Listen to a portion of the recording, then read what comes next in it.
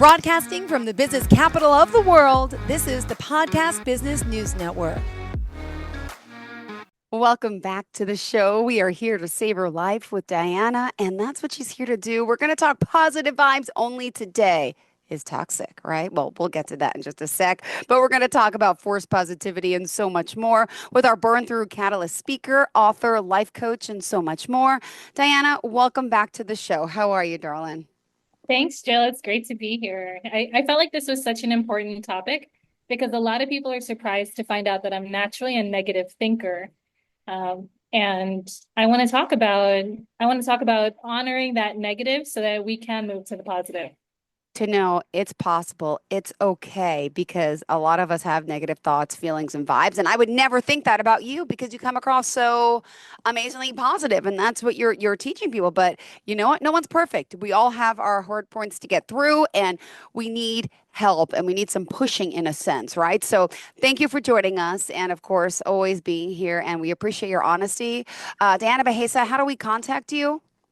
Yeah, you can find my website is savorlifewithdiana.com, and you can also find me on Facebook, on Instagram at Diana Bejasa Speaks. That's Diana Bejasa, Bejasa Speaks. Well, thank you for being here. So let's talk about positive vibes only. It's toxic, right? Yeah.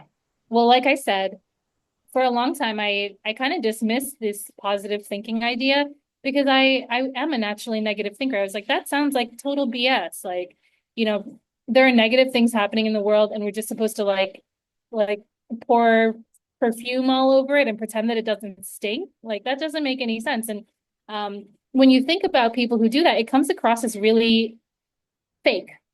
It comes across like we are forcing something as opposed to really being honest about what it is. Like when we do that, we're just ignoring reality, right? And that doesn't make anything disappear. It just makes us look delusional because we're pretending like it's not there. So for me, I think that rather than forcing positivity, we've really got to look for a different approach. And I think a lot of times, you see those people who have like the positive vibes only shirts or like things like that. I think that what we're actually doing in those situations is we're resisting the negative, and what we resist tends to persist, right? So if we were to pretend that we had What we tend to resist. Say it again. what we tend to resist persists. Love it. I'm using that. Thank you. Yeah. So it's kind of like if you were to take dust and sweep it under your couch, it doesn't make the dust go away, right? Like you're just hiding it in a corner. And a lot of times then it starts to build up, right? Or like if you had something rotting and you stick it in the back of your fridge, it doesn't make the rotting thing go away. It just sits in your fridge and festers for longer, and then the smell gets even worse, and like all those sort of things. And I think that that's a lot of times what forced positivity does. It's like we're denying that hard stuff, and that doesn't make us enlightened. That makes us exhausted.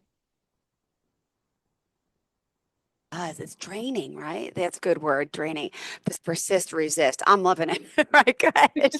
Yay. Yeah. We can't deny our feelings, our true feelings. We got to embrace them and stop resisting them. It's okay if Yeah. they're bad sometimes. Okay. Well, yeah. So I think a lot, I've been reading a lot about, toddlers and their development because I have a little under 2 year old. And so I've been reading this book. It's called How to Talk So Little Kids Will Listen and How to Listen So Little Kids Will Talk. And it's based on a book, by this woman's parents and, like all these different things. They wrote How to Talk So Kids Will Listen and How to Listen So Kids Will Talk. And that's more geared towards older kids. But since I have a little one, I'm reading the second edition, or this I guess sequel to the book about little kids. And it talks about how like sometimes when we have little kids, right, like they tell us about something that's wrong, like, oh, I stubbed my toe. And instead of honoring how they feel, we're like, oh, your toe's fine. Oh, let me fix it. Let me kiss your toe and make it all better, right? As opposed to just honoring how they really feel. And if you think about that, if somebody just like every single time you express something that's going tough for you is just like, oh, like let me fix it for you, or oh, like it's okay, it's not a big deal. Like you shut down, you stop talking to them. You kind of create a barrier there as opposed to really building a bridge, right? Versus if you acknowledge, oh my God, that must have really hurt your toe. Like, like then it's all of a sudden like, yeah, it did hurt my toe. And it opens up this place for conversation and communication. So I think that a lot of times when we're forcing positivity, we're actually like shutting down communication with ourselves. We're shutting down like and we're kind of like building up walls where we no longer trust ourselves because we're trying to paint something positive out of something that's negative. Now, that does not mean that I don't think that you can transform a negative situation into a positive, but it is something that like we want to honor the truth of how we feel. And once we do that, then it becomes easier to problem solve. Then it becomes easier to transform the thing, right? Like once you acknowledge the stub toe, a lot of times the kid's going back out there to play, right? So sometimes it's not about resisting it, right? It's about acknowledging it, allowing for something to be unpleasant, and like finding our own level of comfort within that discomfort. So a lot of times, right, like again, we as parents, or even in situations, we want to cover something up with positive because it seems like, oh, that'll make everything better. But it doesn't. And kids can see through that. They can tell that the stuff still stinks. You know what I mean? So that's why to me, I would rather really look at like, how do I honor the truth of what's going on here? And then once that feeling is acknowledged, then it can be released and then we can move on.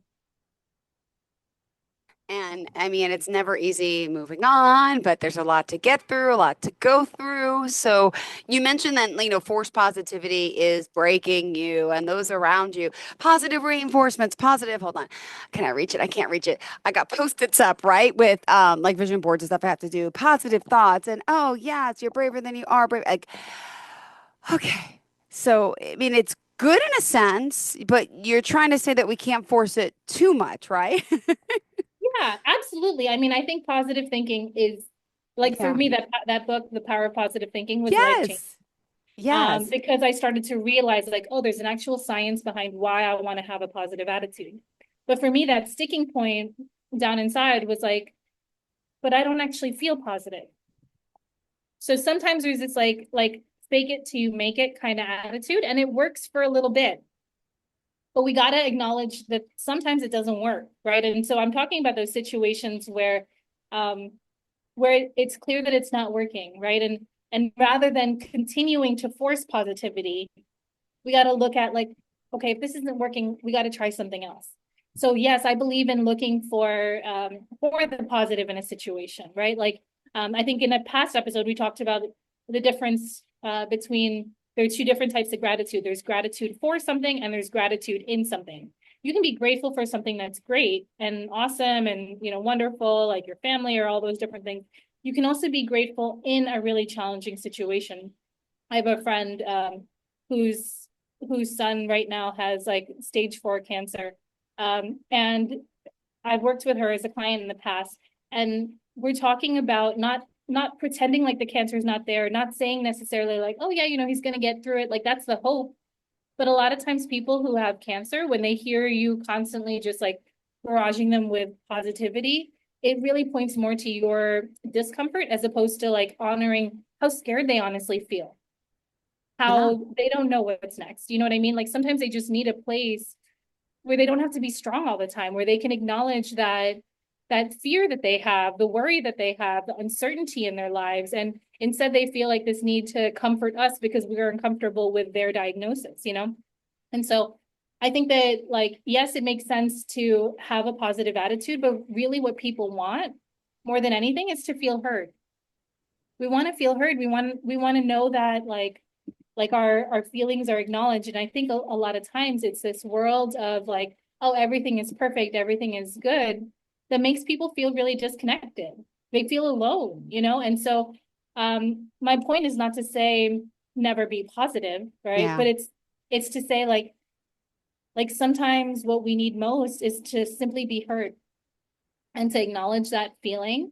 Hmm. Um, and then from there to really think about like what kind of positivity does this person need?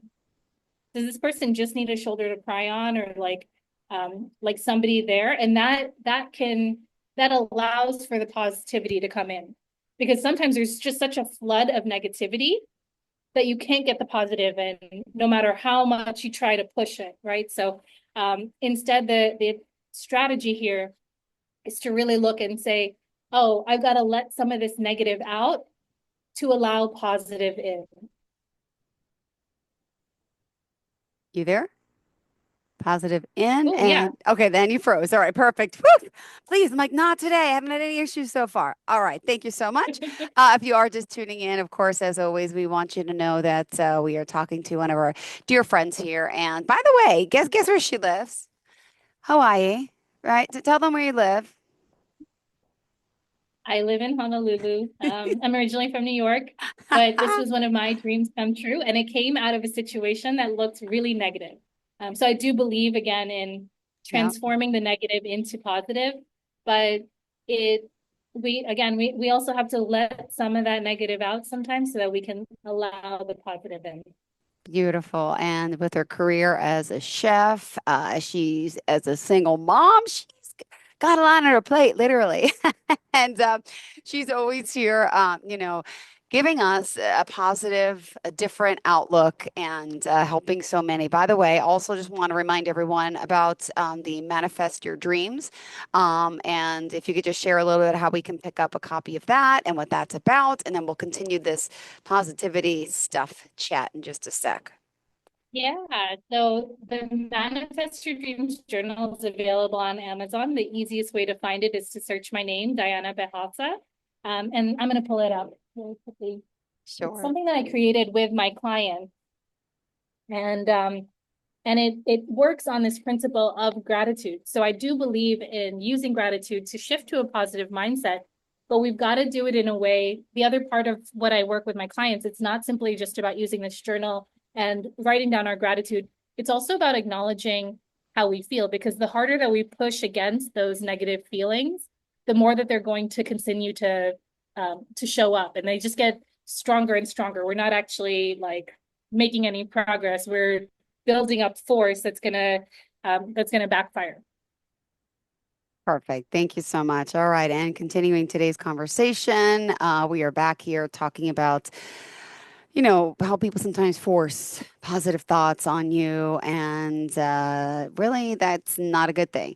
But you're saying the harder you push, there it is, the faster you burn, the success lie that's draining you dry. We're going to talk about that as well. Where are we off to next?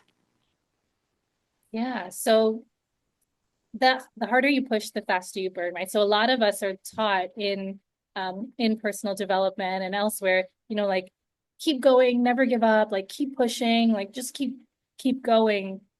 And I think that works to a degree again, just like forced positivity. But there's this tipping point. And I think a lot of times these ideas um they're kind of like applied, like they work as a blanket like all the time. And I'm here to bust that myth. It doesn't work all the time, right? So there's got to be a time when we realize and think about like what are we pushing for? Is this really worth what I'm sacrificing, right? Like we've been taught to push through, but a lot of times that can be the reason that we keep breaking down. A lot of times I see people who they want to feel better, or Mhm. like for example, it's like they want to run a marathon, but they have a broken leg.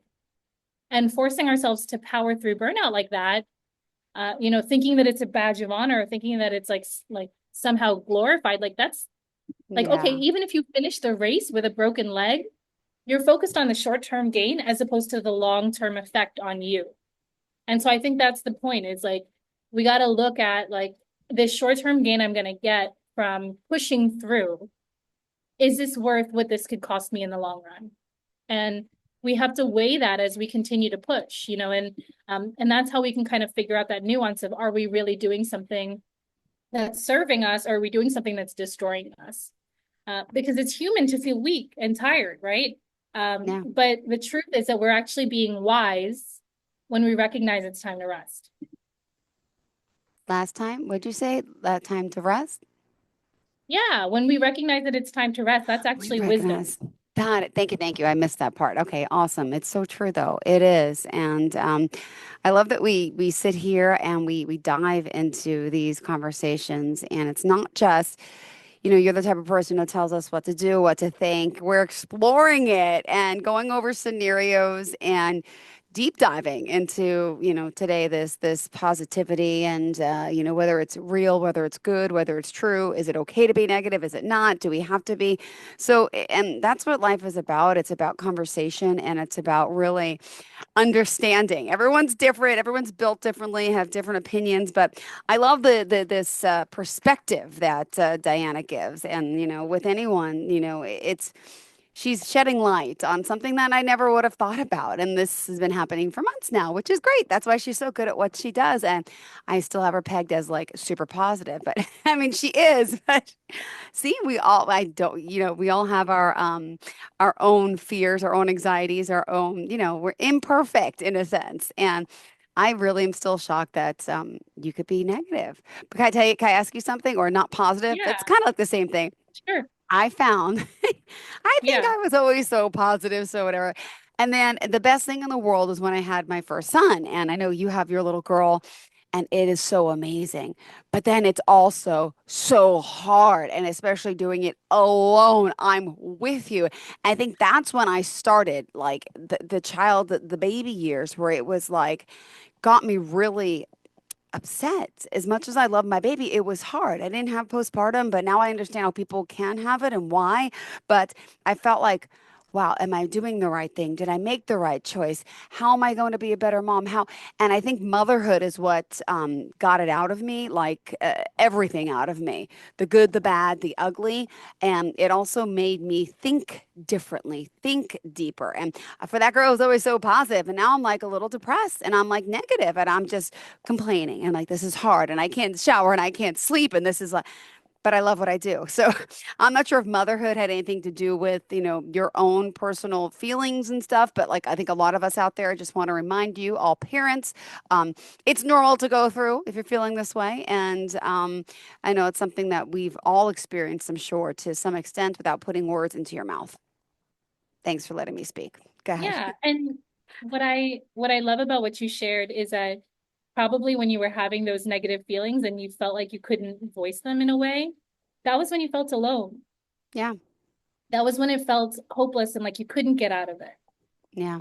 But I bet that there was also somebody who was there to tell you that, like to listen to you, and to still tell you and to honor that space for you in the negative way that you felt, and then to keep cheering you on. Yeah. But if that person would have just tried to like, you can do it, like you would have felt all the more alone. Totally. Definitely. So I think that that's what I'm saying when I say, like we don't just want positive vibes. We got to create space for the truth of life, which is that there's a little bit of bitterness, there's a little bit of saltiness, there's a little bit of struggle in there. Mm-hmm. And sometimes it's just somebody saying, like, hey, life is tough right now, Yeah. that allows for you to say, yeah, it is, and then move on. So it's not about pitching a tent in the True. negativity, right? Okay. Yeah. It's Yeah. about it's about literally allowing it out. Like if you think of a room that's crowded, right?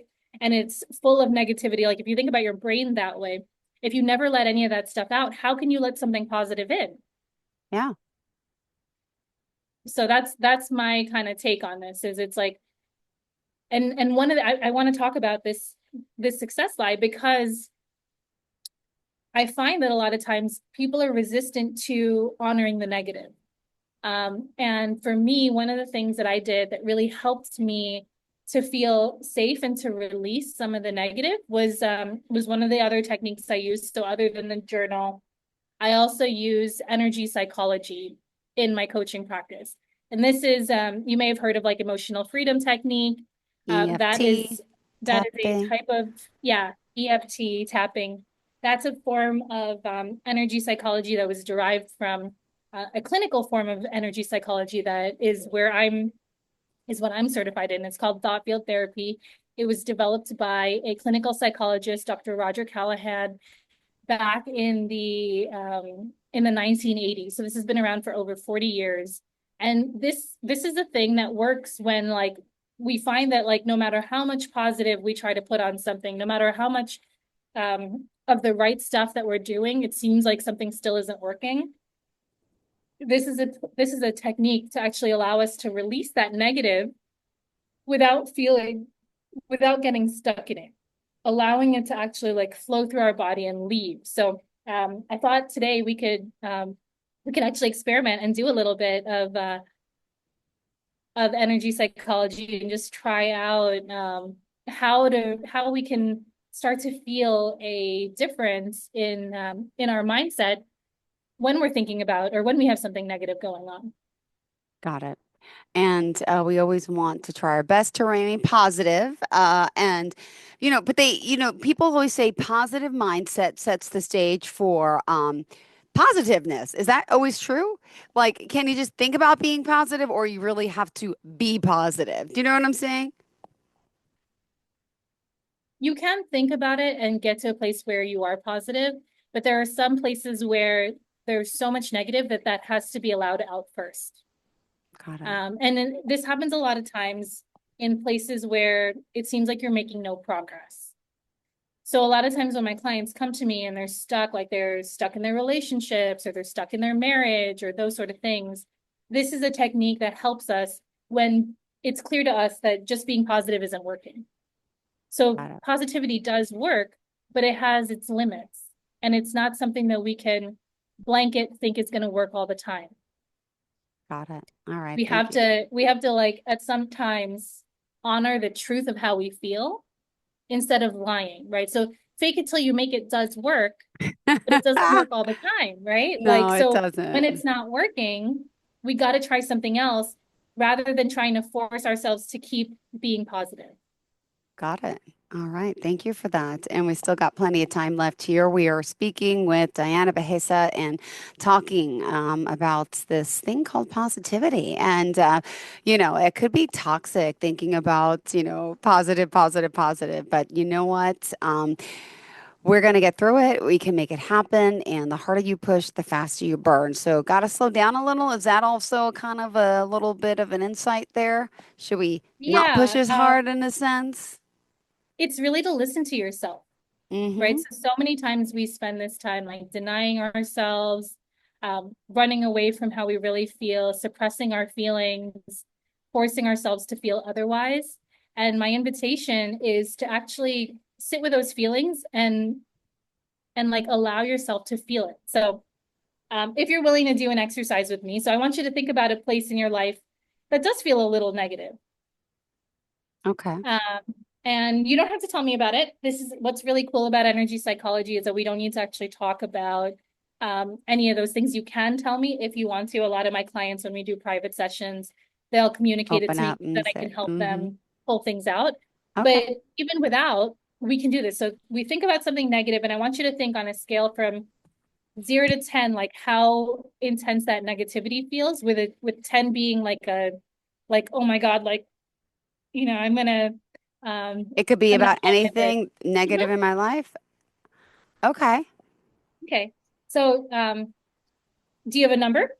8. 8. Okay.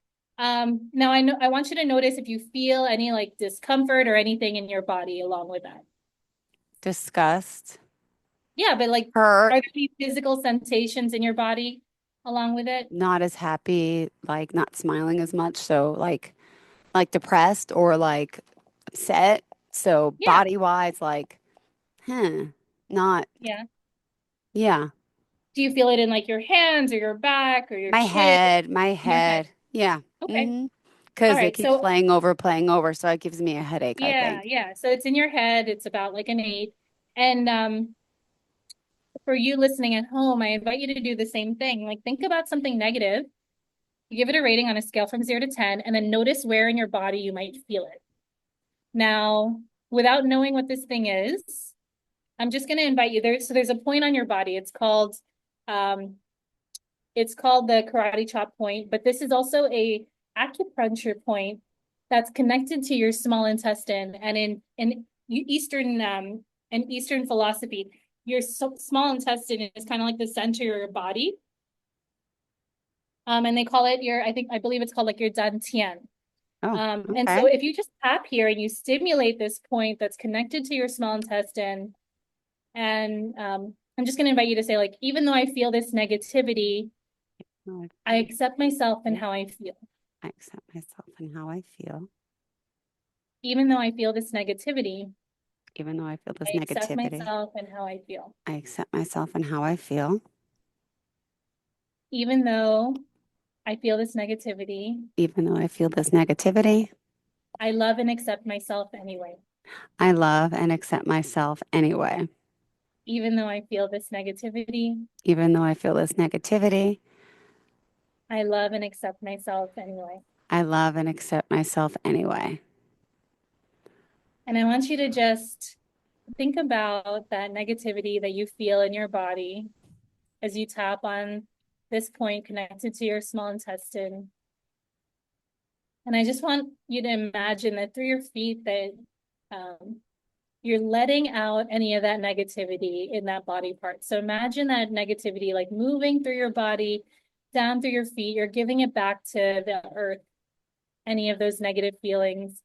And in exchange, as you're tapping on this point on the side of your hand, in exchange, you're getting grounded, positive energy from the ground through your feet, traveling up your legs, traveling through to that part of your body that feels the negative energy.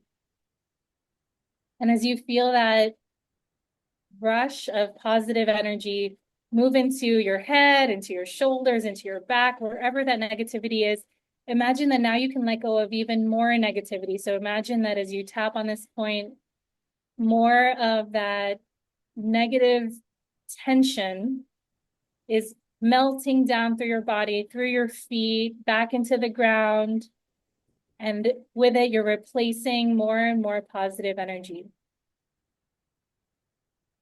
I want you to just breathe deeply as you're tapping on this point. So if you don't have us on video, if you were to bend your left hand, for example, and follow that line all the way across to like the line crease in your palm, all the way Mhm. across to your side of your hand, that's where we're tapping on. There's like a Oh. little fleshy part. It's also called the karate chop point. So you can imagine that's where you would like karate chop a block.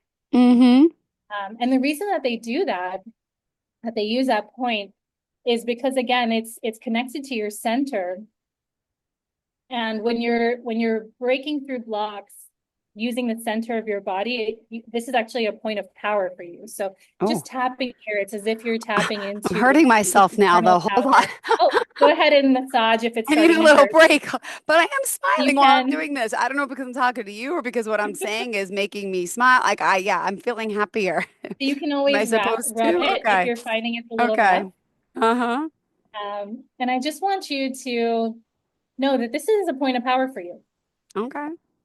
So when you're hitting something, when you're looking to break through something that's very strong, just like a block, just like we do when we are Mm-hmm. breaking, we're karate chopping something.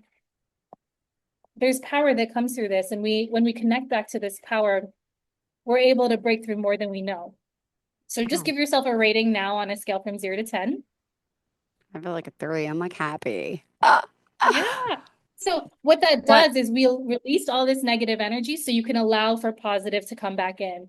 And I know we're pretty much done, but I just wanted to give that example and this experiment so that we could feel the difference. Yeah, I did. Because this is how I release a lot of the negative to create more space for positive. And that's how now becoming more positive has become so natural for me. Beautiful. Thank you so much. If we want to dive deeper with you, scan the code and also follow you on Facebook, Twitter, Instagram, and also Amazon. You can get your journal. And it's Diana Bejasa Speaks. That's sorry, JASASPEAKS. Did I get it right? Yes, yeah. And Thank you you can so also, much. if you're curious, you can also do a consultation with me on my website, Savor Life with Diana, SAVOR, lifewithdiana.com. Perfect. Thank you so much. Great show today. Thank you for taking the time to help Thank us you. all, including me today. Thank you. Yeah. And we'll see you next week. Enjoy the week, sweetheart, okay?